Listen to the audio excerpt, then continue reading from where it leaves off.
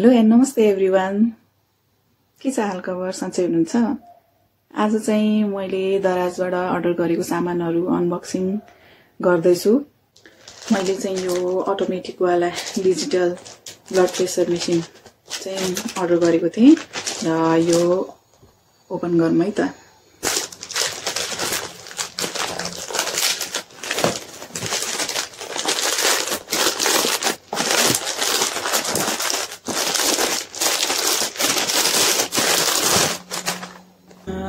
यो चाहिँ doctor मोरपेनको order गरेको थिएँ मैले। यसको चाहिँ अरू ब्रान्डहरुको कम्पेरिजनमा चाहिँ यो राम्रै लाग्यो मलाई रिभ्यूहरु हेर्दाखेरि, र पहिला पनि यसको चाहिँ युज गरिरहेको भएर मलाई यही नै राम्रो लाग्छ। अहिलेकोमा चाहिँ के फरक छ भने अहिलेको यो मोडल जुन यो BP15 भन्ने मोडलमा चाहिँ हाम्रो यो ब्याट्रीबाट पनि चल्छ र चार्ज गरेर पनि USB थ्रु चाहिँ चार्ज गरेर चलाउन पनि मिल्छ है। यसमा चाहिँ 2 युजर इन्टरफेस भनेको छ है। यसको इन्डिकेसन पनि हुन्छ, त्यही पहिलाको जस्तै नै हो। यो चाहिँ तपाईको कति प्रेसर छ त्यही वाइज चाहिँ हाई हो कि लो हो कि मिडियम ठिक्क हो कि भनेर चाहिँ इन्डिकेट गर्छ र एकदमै युजफुल नै हुन्छ। प्रत्येक घरमा एउटा ब्लड प्रेसर चेक गर्ने मेसिन चाहिँ हुनै पर्छ जस्तो लाग्छ है मलाई। सबैको लागि काम लाग्छ। टाइममा हामीले चेक गर्न पाउँछौं, बाहिर मेडिकलमा गइराख्नु परेन।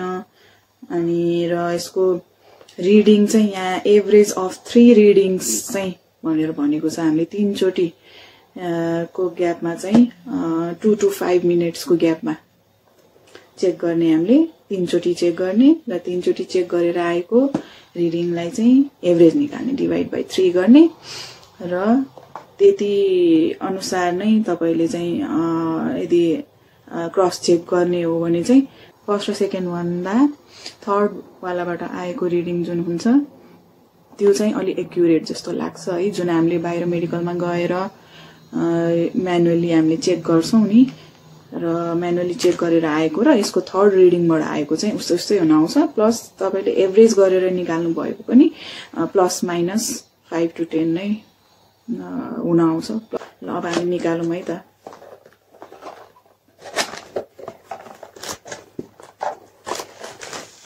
यहाँ चाहिँ हामीलाई के दिएको छ भन्दाखेरि ब्याट्री 4 वटा छ है।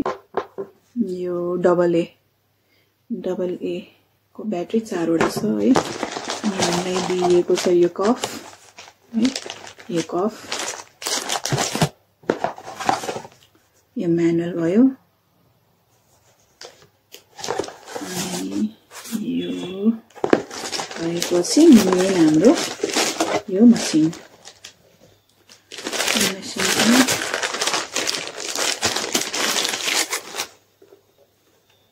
यस्तो छ है। यो तपाईको इन्डिकेटरहरु भयो, हाई लो मिडियम के छ, र यहाँबाट स्टार्ट गर्ने भयो, यो स्टार्ट। यो तपाईको मेमोरी भयो, कतिवटा सम्म अगाडिको हिस्ट्रीहरु चेक गर्न मिल्छ तपाईको। यहाँबाट यो देखाउने भयो। यहाँ पल्स छ, यहाँ चाहिँ तपाईको सिस्टोलिक र डायस्टोलिक, यो तल डायस्टोलिक हैन। यो यसमा चाहिँ माथिको 120 तलको 80 भयो भने हामी नर्मल प्रेसर भन्छौं, र त्यो भन्दा माथि जति हुन्छ त्यति अनुसार नै यो हाई हुँदै जान्छ देखाउँछ। अनि यसको चाहिँ जोड्ने यहाँ भयो हैन, हाम्रो यो कफको तार जोड्ने यहाँ भयो, र यहाँ चाहिँ USB को तार जोड्ने, चार्ज गरेर युज गर्न सक्नुहुन्छ। एकैचोटी ब्याट्री पनि राख्ने र चार्जबाट पनि गर्ने चाहिँ नगर्नुहोस् है। कि त चार्जबाट गर्नुहोस् कि त ब्याट्री राखेर गर्नुहोस्। चार्जबाट गर्ने बेलामा चाहिँ ब्याट्री निकाल्नुहोस् अनि युज गर्नुहोस्। ब्याट्री राख्ने ठाउँ यता भइहाल्यो।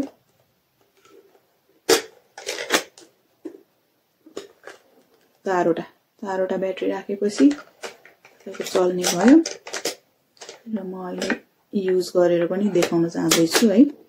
भिडियो चाहिँ फुल हेर्नु होला लास्टसम्मै। अब चाहिँ हामी ब्लड प्रेसर चेक गरौँ है त। थप निकाले, अनि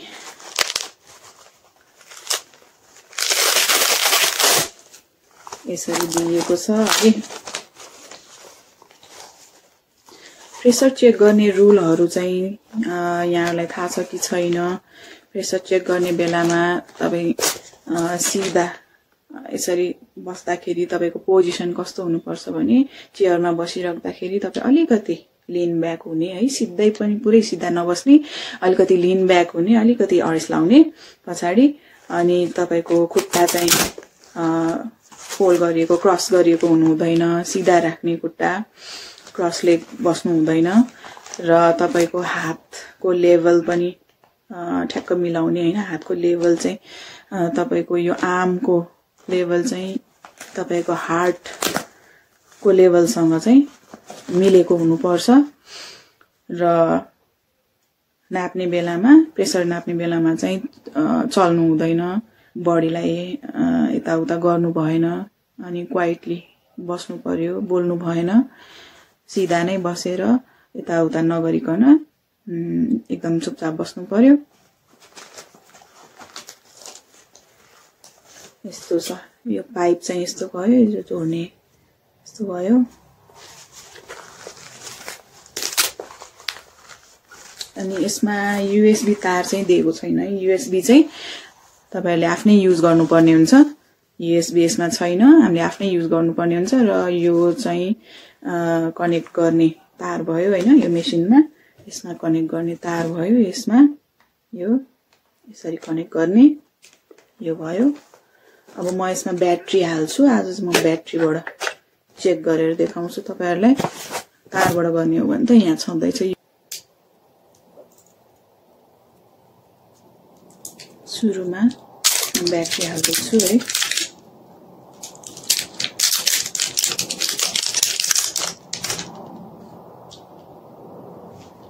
ब्याट्री हालौँ है त।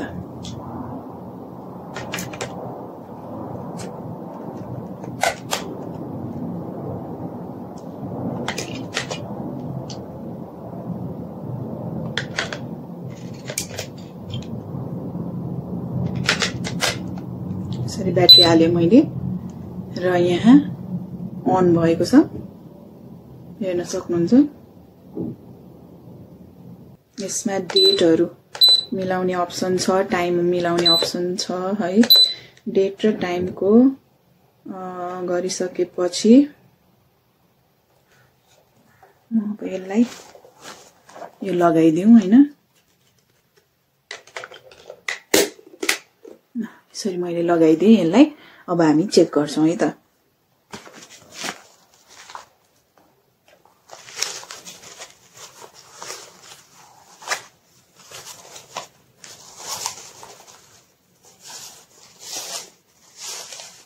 यसरी चाहिँ मिलाउँदाखेरि हामीले यो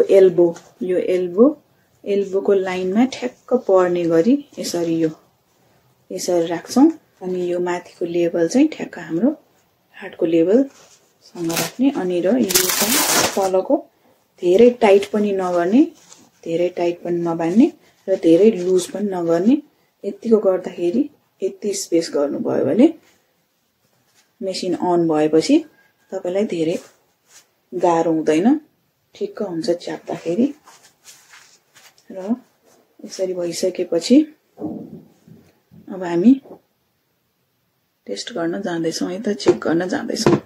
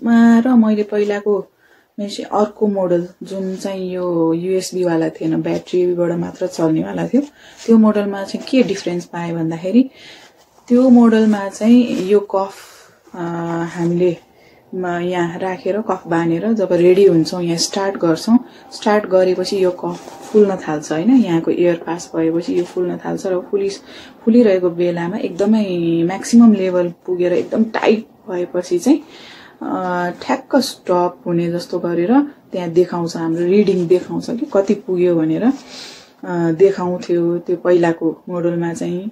यसमा चाहिँ मैले के पाएँ भने यो अहिलेको यो जुन मोडल यो USB वाला मोडलमा चाहिँ मैले के डिफरेन्स पाएँ भने यसमा चाहिँ के हुँदो रहेछ, यो कफ हामीले लगाएर रेडी गर्यौं र स्टार्ट गर्यौं, स्टार्ट गरेपछि यो हल्का फुल्न थाल्छ र यसको पनि म्याक्सिमम लेभलसम्म फुलेर एकदम अलि टाइट हुन थालेपछि चाहिँ रिडिङ देखाउने स्क्रिनमा चाहिँ ठ्याक्क त्यो जति भएको छ त्यति नदेखाइकन, पहिलाको जस्तो नभइकन त्यो रिडिङ चाहिँ लोअर हुँदै जाने रहेछ है, म्याक्सिममबाट हाईबाट लो हुँदै जाने हुने रहेछ।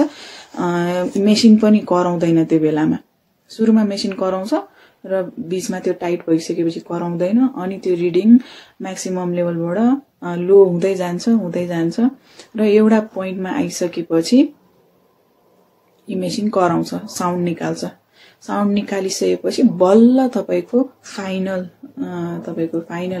रिडिङ चाहिँ यसले देखाउँछ, यति भयो भनेर, यति भयो भनेर देखाउँछ है। प्राय जसो चाहिँ राइट ह्यान्डमा चेक गर्दाखेरि प्रेसर अलि बढी देखाइरहेको हुन्छ लेफ्ट ह्यान्ड भन्दा। अब यसको फेरि 2 देखि 5 मिनेटसम्म चाहिँ तपाईले ग्याप गर्न सक्नुहुन्छ। म चाहिँ यसरी चाहिँ तपाईले आफ्नो प्रेसर चेक गर्न सक्नुहुन्छ। 3 चोटिको रिडिङ्सलाई एभरेज गर्नुहोस् र निकाल्नुहोस्, डिभाइड गरेर डिभाइड बाइ 3 कति आउँछ त्यही हिसाबले सिस्टोलिकको पनि र डायस्टोलिकको पनि।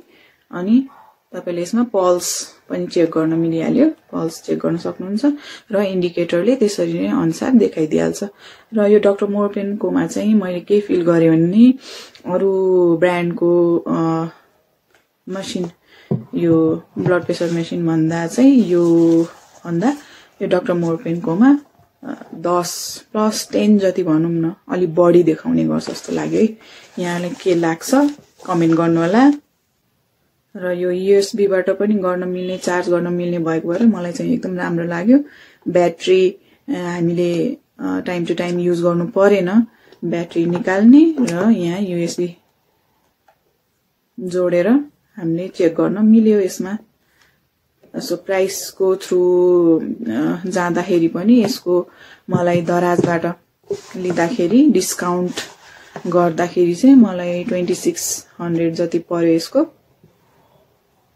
2600 मा पनि अझै डिस्काउन्ट छ होला, मैले त्यो डिस्काउन्ट चाहिँ चेक गरेको छैन र अफर प्राइसमा थियो 2600, नत्र यसको प्राइस चाहिँ तपाईको मार्केटमा चेक गर्दाखेरि 3200 सम्म छ।